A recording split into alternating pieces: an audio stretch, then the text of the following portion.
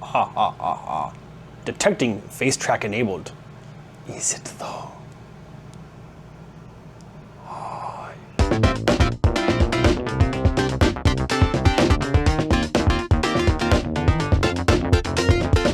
So it's like Sunday, May 10th. Oh, happy Mother's Day, I guess. Haha no hi. Or would it be Okasa no hi? Yeah, so we're in the garage. No Lamborghini, sorry. I have no knowledge either. But basically, we're handling a bunch of different moving tasks today. So we've actually kind of organized the garage into this dispo pile, junk stuff, and then donation, and then a sell pile. But the big thing is we've added this sketch and outline of a shipping pod that we plan on using to send some of our stuff to our, well, to my in-laws, to her parents, just to have it in case of emergencies. I think we talked about that before, of having like a backup plan in the US in case anything goes wrong, we have something to come back to. Yeah, that's the backup plan. So that's all done. We're actually getting ready to head out to, well, we're going to go film at a Sam's Club. And for those of you who are Americans, you know that's a really fucking funny thing to say. But yeah, we're going to Sam's Club to film, not for the, like, got a jet. It's actually for my future Japanese students. I feel like they've got big box stores in Japan. I know they have Costco for sure. So I feel like that's not really gonna be this huge, I don't know, like revelation to them that we have big box stores. But it's a very American thing. It's very American sized and shit. So I figured I would, yeah, I'm having my picture taken while I do this. This is very, wow. Also, the camera definitely wants to like focus on the light out there. Well, anyway, so yeah, we're gonna go film at a Sam's Club because random. And then the part we actually care about for Got a Jet purposes is this is what happens when I don't script. We're planning to go to the mall or just clothing stores in general because we're gonna go pick up our business cash stuff for Jet. Because right now I don't have a whole lot because my current job does not require business cash. So I have a uniform. So we need to go get proper business casual attire so that way I can pack it. And we're gonna do a test pack today to see kind of just like how much we can fit into our carry-on and our checked bag before we have to start trimming things away. So yeah, let's go, wow.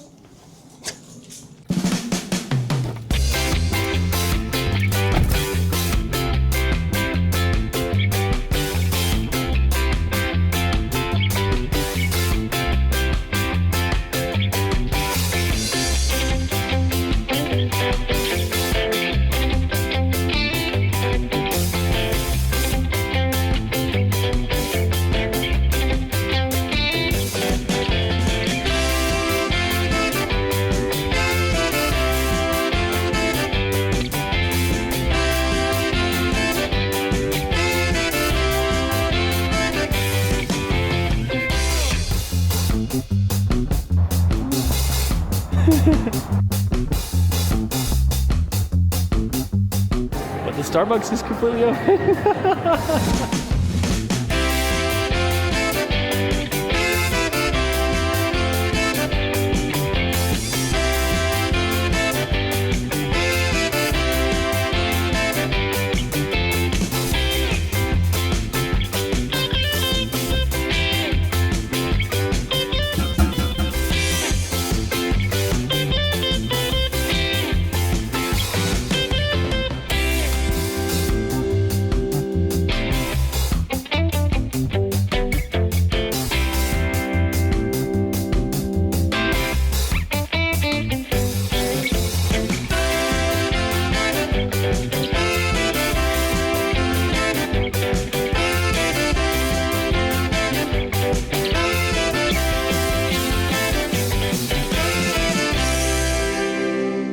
Right, so we just got back from the mall doing some basic clothes shopping. We've been doing a little bit of research on kind of what the initial expectations will be from Jet towards me as the future assistant language teacher and for my wife as someone traveling with me. We realized that getting clothing in convenient sizes is gonna be a bit of a trick in Japan. In general, Americans and honestly most races are a little bit larger than the Japanese in every way. So we wanted to make sure we picked up clothing while we could. And also, we're gonna need some stuff in the interim anyway. We wanna make sure we have it. The other thing we're doing right now is making sure that we test pack. We've got our suitcases and carry-ons and everything else that we need to try packing and see how heavy they're gonna be, how much we can fit, whether we need to vacuum pack stuff, that sort of thing. Do we have some progress to show you on the packing front, which we're doing first before we do the test pack and before I show you that. So first of all is the closet. So show you the closet. It's significantly cleaner than it used to be. This used to be absolutely jam-packed with stuff, especially down on the floor and everything. So all this down here, this is all cosplay stuff. We're gonna keep our cosplay items, we think. Mostly just for fun. First of all, we're going to one more con before we leave, and we wanna cosplay for it. But we also just don't wanna discard nice stuff. Like there's this really nice bag I made for like, gold chip. And it's like, I don't want to just discard things for no reason. So we're gonna hold on to it. We'll try to pack it for shipment back to California and hope for the best. But we also have to go through all of our clothes, our linens, towels, stuff like that. Stuff we just don't, need. We're gonna have to get stuff while we're there. We're gonna bring, I think, one towel each, and then like whatever clothes we need. As for cold weather gear and stuff too, for cold weather stuff, we're gonna bring the minimum. Like we're gonna bring a jacket each, like one nice warm jacket, because again, first of all, we don't even know the exact placement of where we're going right now. And that's gonna determine what kind of cold weather stuff we pack. The other thing too is, cold weather gear is really heavy. Like it makes logical sense, right? Summer clothing is always light and airy. Winter clothing, especially the heavy stuff, like parkas, it's gonna weigh a ton. And we just don't want it, we'll buy it there. If it's really a size problem, we'll order it from the US and have it shipped over, which would suck, but you only need to do it once. Like if I'm being honest, you buy your one outfit and then you're good. So in video clips that I've hopefully included with this, this footage, we finished packing our closets and that's all done. So this is right now, all that's left in our closets, this kind of stuff we're bringing with us and clothes. So yeah, we're finally narrowing stuff down. We did end up making like a bag of like mementos to show students, to show my Japanese students. I don't know what age group I'll be teaching, so I don't know if they'll be interested. I also kept some sciencey stuff and STEM stuff for them in case they're interested. Stuff like the Artemis mission badges and that sort of thing. But yeah, the rest of the room is honestly kind of packed. We've already gotten rid of the bins that we had. The bathroom's more or less ready to go outside of the stuff we're obviously gonna take with us. So the next thing, our next project is, we'll go out here. So in our house, we've already started packing up the whole house. As you can see, stuff is already starting to kind of go away. Bookshelves, in fact, if you look at the bookshelf, remember when I first showed it to you, there was a lot more books. So we've already gotten that whole shelf digitized. We've got a portion of this shelf sold, and then my textbook shelf is beginning to get digitized, and that whole pile on the floor is all done already. So we're making progress on that front. All the boxes that we're saving, because inevitably I have a feeling we're gonna need them. But one of the rooms, we finished this closet here. So this closet's all done. This used to be like a coat closet kind of thing. But there's this little hidey hole here. We call it the Harry Potter room, because hilariously, it really is one. This little guy. So it's just kind of a storage space, but we've got to get rid of the stuff in it, because again, if it's been sitting in the Harry Potter room, we've probably not been using it anyway, if I'm being completely honest with you. So there's no real intent in keeping it. The one thing I think I'm gonna keep in here is I've got a, it's in this toolbox. You can see me padding here. There's actually a digital tracking telescope, which I really want to keep, and I really want shipped to Japan.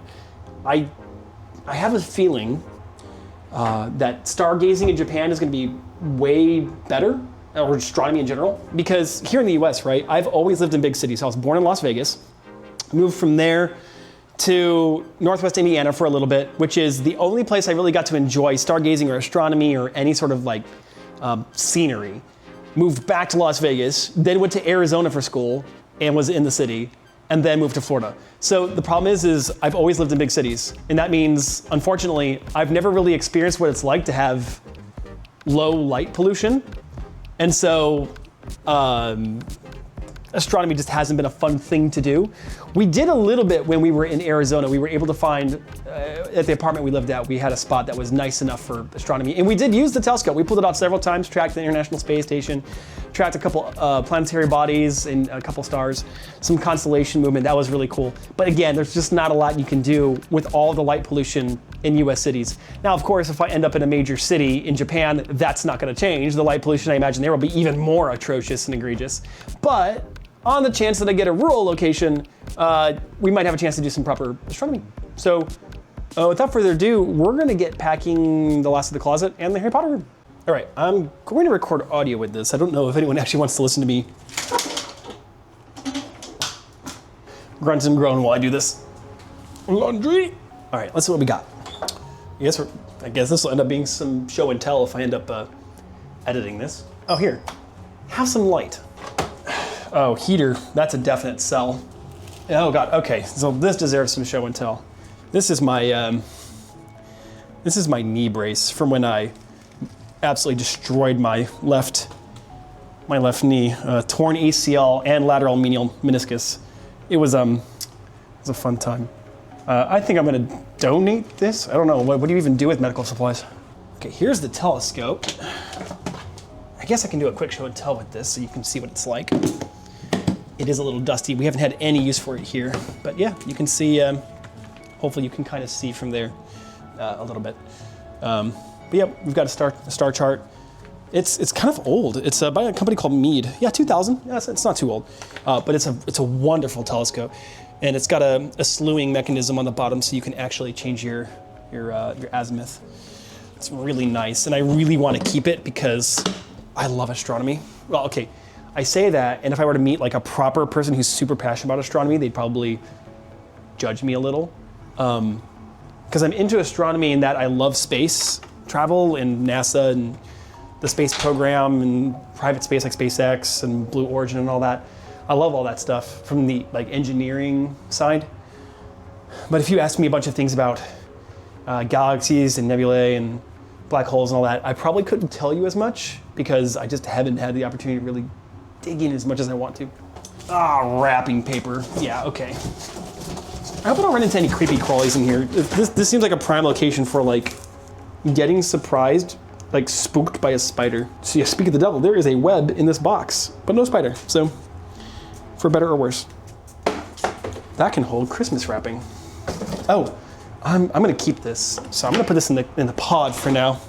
It's not that heavy, maybe I can ship it. What else we got in here? Oh, the proper like bike air pump.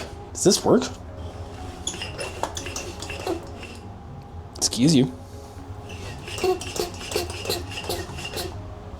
I mean, it's obviously moving air. So why did this end up in there? I don't know. I think I'll donate it. What is this? Oh, this is all the athletic stuff. Yeah. Oh, God, I miss football. Got my contact trainer, baseball glove, my shin guards, all of my soccer stuff. I'm a firm believer that sports should continue to get handed down, so I'm gonna donate this. I think that is the best thing you can do with sports equipment is just to keep passing that down. All right, these ugly ass things. So, a little more history for you. These are the boards I used to do engineering work on back in college. They're also home to many a small business idea that never took off. So that's a thing. Please don't fall. Yeah. Okay. In very Florida fashion, there are dead cockroaches in here. Yummy, don't you? Oh, yes, much applause, dead cockroaches. I hope there's no spiders in here, because if I find out the heart, there's a fucking hole. What the fuck? Wait, what? Hold on. Okay, wait, I need the camera for this. You're coming here, come here. I mean, my house is really nice, right? Like, I don't usually, I don't do the shame videography thing, but let me show you something. I can point the camera that high up. What the fuck? Like, why is there just a hole? That's hollow, that's the stairs above me. Well, okay, as you do, I guess. I don't see any spiders, so I think I'm okay. Famous last words before I get jump scared and I scream right into this microphone and everybody goes, I'm deaf. What the fuck is this? Oh, is this a mattress pad? Oh, that's no good. That's got memory. Oh, the leg brace for when I injured my knee the first time. Okay, one more thing. Wow, we're almost done already. Is this my computer? Oh, this is Susanna's computer. Okay, cool. I don't think we're really gonna box it, but here we are. Cool, this room is done. Yeah, that's it, I think. Okay, cool, we got more boxes, hooray. God, we have so much to get rid of. No, please, no. Close enough for government work. So, you saw it before, it was filled with stuff. Now it's just filled with, yeah. For those of you not from Florida, that's probably an alarming number of cockroaches. It's Florida. And for those of you who are like, oh, well, your house is dirty. Bruh, I keep my house really clean year round.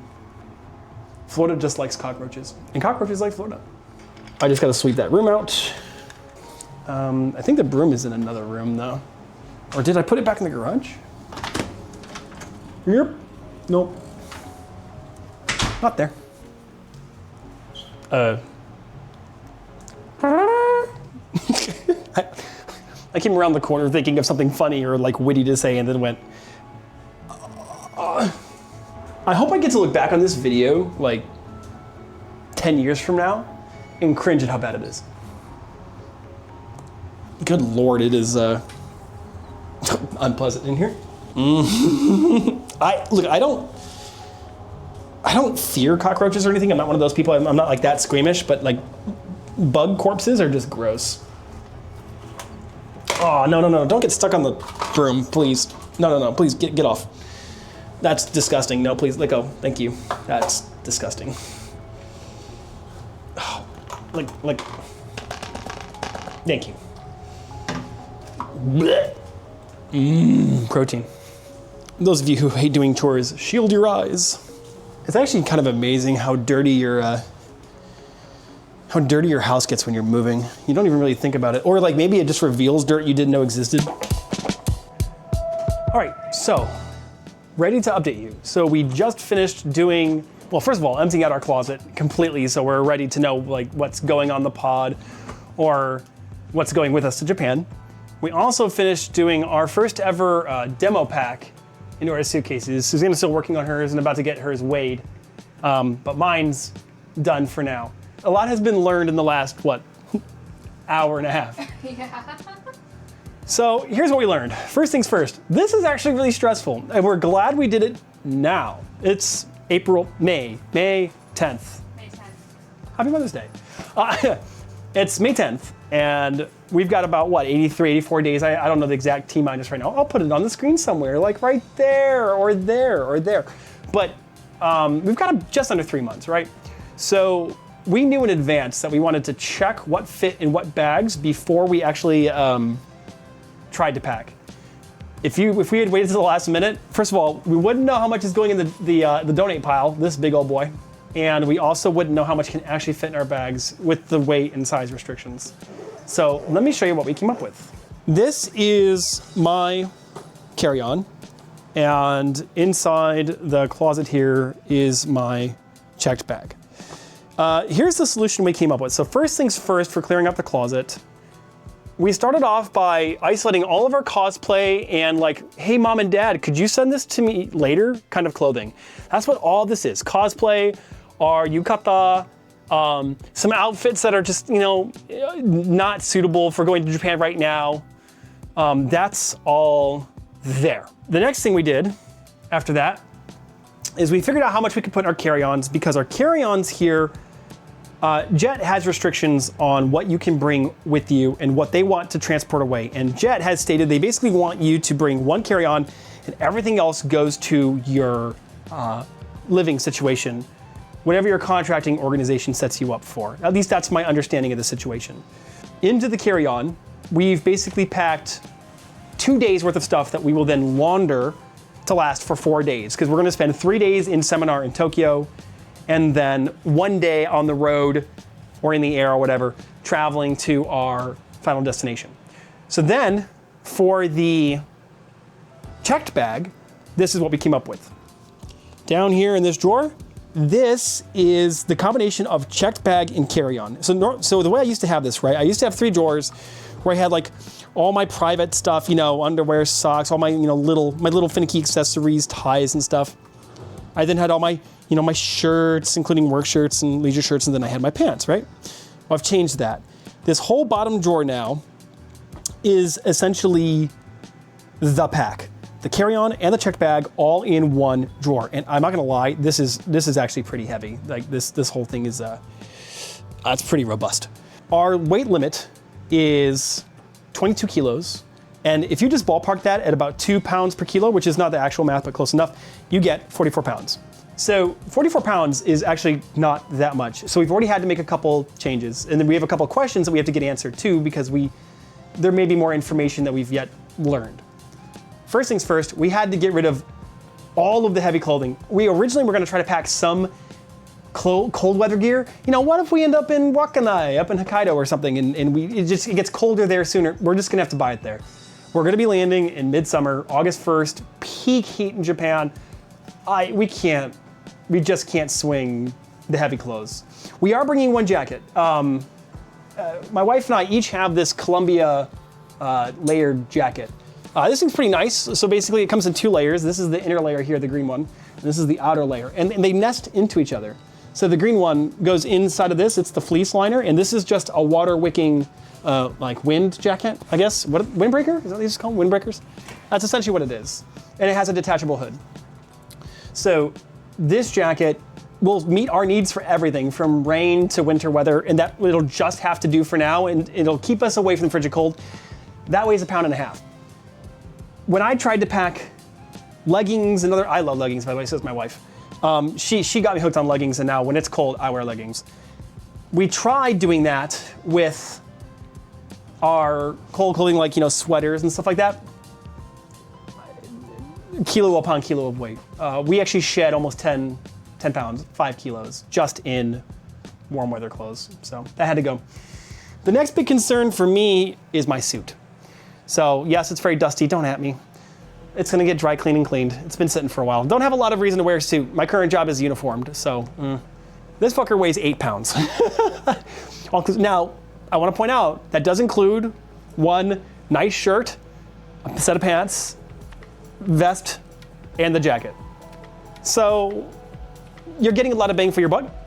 And I could remove one shirt, one pair of pants, and something else to make room for it, and it automatically weighs out. Here's what makes me nervous. The pack I did for my carry-on kind of maths out to about, just about the max weight limit, which is, you said 10 kilos? We're limited, she just checked, we're limited to 10 kilos for the carry-on, 22 kilos for the check bag. 10 kilos is about 20 pounds. Again, it's nothing. We've already maxed out our carry-on bags. That's with just the minimum necessary to live for 2 days, plus toiletries. And I'm talking minimal toiletries. We're talking like, you know, toothpaste, that kind of thing that I don't want to have to go scrambling to find. And I prefer American toothpaste. I've heard Japanese toothpaste will have less fluoride. We'll find out. But if I have to add my suit to that because there's an event that Jet's holding that requires a suit, if that is the case, my memory says there is, and I have to go read the general information handbook now because I'm not sure if I'm right. But if it's required, I'm kind of screwed. Because it's almost 10 pounds by itself. That's half the weight of my carry-on.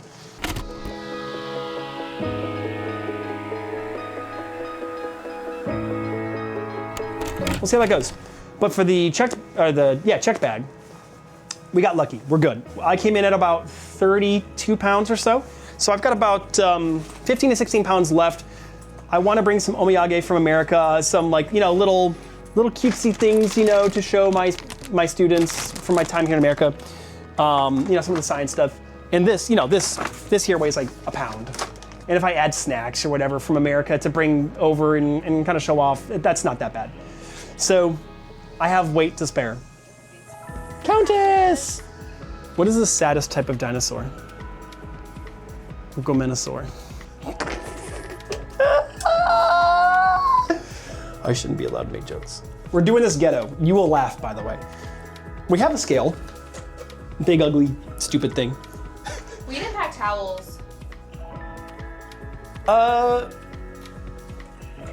Yes, this is how we're doing this, by the way. Oh, negligible. Okay, half pound each. So we'll each be able to pack one, no problem. Okay, bum, bum, bum, bum, bum, bum. Oh, it's up, that's 15 on, yeah, 5 pounds more. But yes, we realize very well that this is like the most ghetto way we could have ever done this. Also, welcome to our bathroom. Have you ever spent so much time in a YouTuber's bathroom before? Probably not. Oh boy, that's not heavy at all. Good Lord. Okay, this is 32. Okay, so I've got... You've got 8 pounds. 8 pounds, okay. I mean, okay, again, right? We're trying to aim for 40, so we have room for other stuff. Right. That's 8 pounds away from 40. Okay. So you're well under the limit. We're basically done here. This is our half of our donate pile. The other half, yeah, that's it. That's where we're at. So I think we're gonna get some food and finally rest because we've been going nonstop for like 48 hours. And go to jet. Bye.